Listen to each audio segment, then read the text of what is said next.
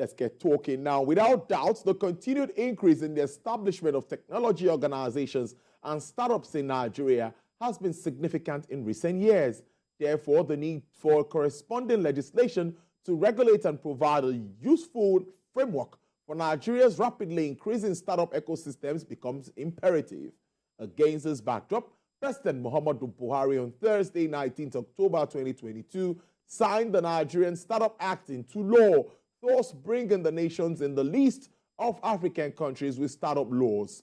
The Nigerian Startup Act 2022 hereby defines the nature of startups in the country, their scope, operations, incentives, and limitations to attract foreign investors and open up the tech market in the nation. It will interest you to know that 5 months after the federal government inaugurated a 27-member implementation committee saddled with the responsibility of establishing a baseline ecosystem for digital innovation and entrepreneurship across the country, with a 10 billion naira yearly support fund for the startup ecosystem. Now, joining me live via Zoom to look at all of this, assess the innovations, the provisions of the Act, the challenges and prospects for the entire tech space. He is the Managing Director and Chief Business Officer at AfriInvest, the Optimus by AfriInvest, Mr. Ayodeji Ebo. Mr. Ebo, thank you so much. It's good to have you join us on the program. Good afternoon, and thanks for having me. Well, let's start very quickly with the significance of this legislation. I think that's where we should take it from. In your thoughts and with what you understand of this, what do you think this means? Or what does it mean for the entire tech sector? Okay. Go ahead. Okay, thanks. I think it's a big one.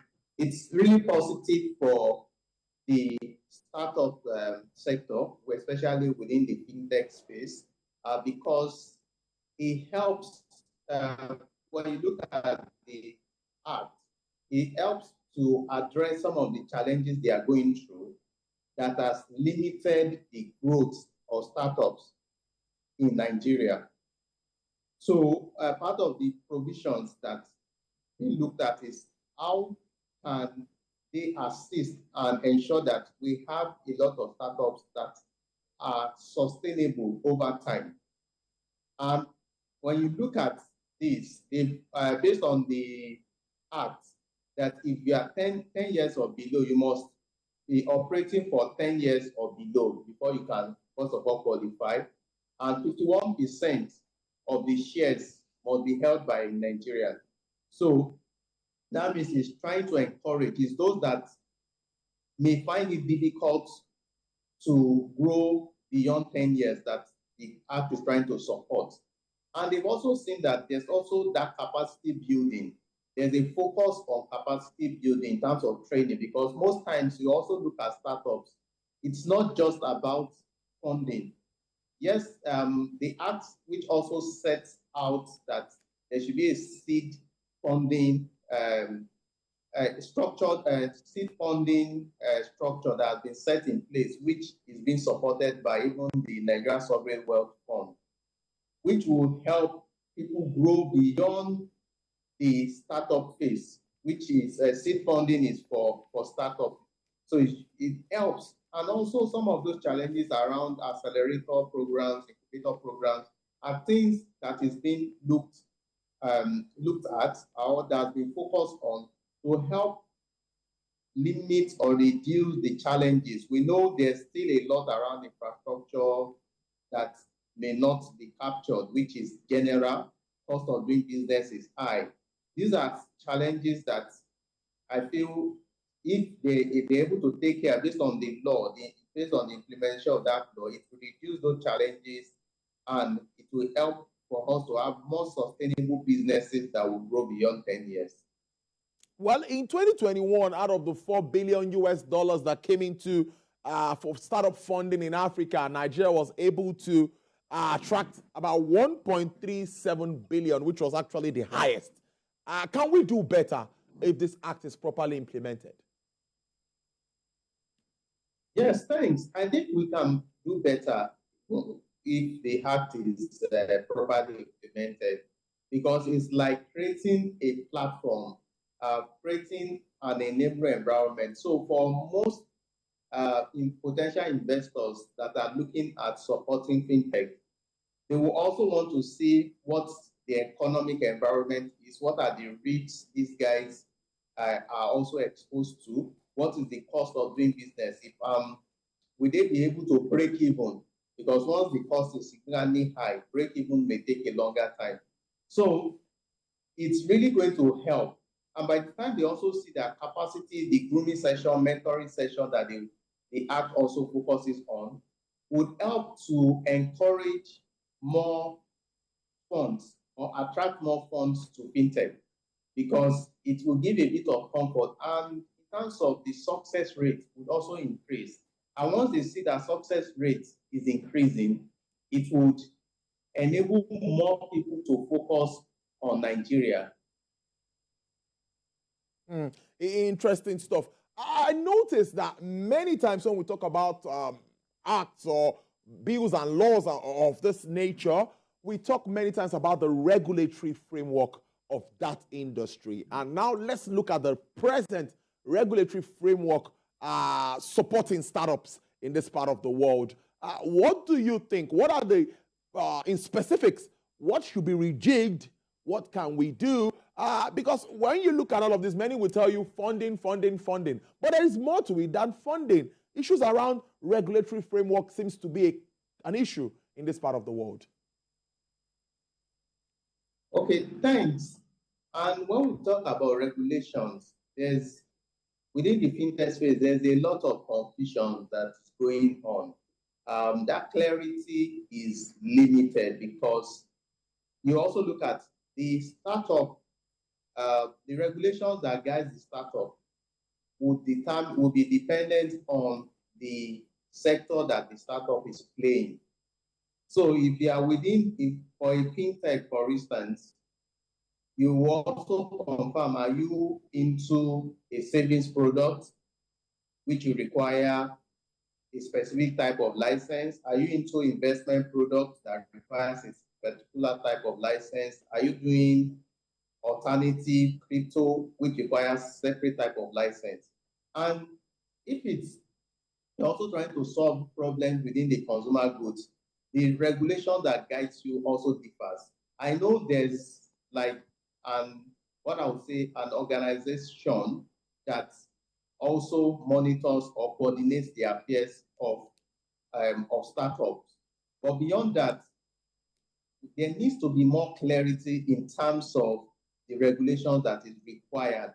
So for most of them, you see regulation is trying to catch up with innovation, because it's after you have seen that some of these companies have operated for a while and you see the opportunity in it, that you begin to see that regulations is trying to catch up. And sometimes those regulations now slows that potential growth down while trying to protect investors. Sometimes it can also slow down. So there will be need to reach a balance such that innovations are not killed and investors are also protected. So that's the way I see that there's a need for more clarity. So I would say, for instance, if you look at, there's a regulation by the Securities and Exchange Commission around assets. Is it crypto, the life of crypto assets? And based on the CBN rule, they are not allowed to also trade crypto. So that sometimes will create confusion for those that are within that space, that you may not know what exactly to offer. So I think it's important that there should be more specific rules around startups to really encourage them. So I would say I'll wrap up with this, where you look like the NGX, for instance, Nigerian exchange, have also come up with specific rules to be able to list startup on the Nigerian Stock Exchange, which is positive. But there will also be need to provide a lot of investor education to encourage, for them to even understand the benefit of them coming even onto that platform, so that they can also it can also give them access to funding. Yes, let's take it from funding now. Financing regime proposed by this act. What is your understanding of the general financing options provided by this act? Okay, thanks. Based on the act, and I've said that they are going to set up about like a 10 billion fund. Yes, it is a good start, but I believe that it's still is minute compared to the opportunities that is in it. But what I would recommend is there should be a proper control in terms of disbursements, and there should always be periodic impact analysis to provide transparency and to also help others to know that this opportunity exists. So in the funding, with some of the incentives that is being put in place is some of the tax, I would say tax incentives that is being put in place that you are able to exempted from, I think, about 35% personal income tax. And for the investors, you are also able to claim up to about 30% tax credit if you are investing in startup. So this would also encourage investors and also ensure that most of these startups, there's a bit of stability for them before they start paying tax. A good one there. But in all of this, I'm also thinking that how can this help in its entirety the development and growth of the ICT space, and of course, more contribution to the GDP compared to what we have at the moment?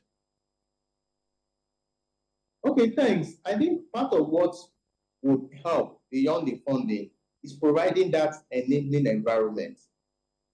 Internet services is key.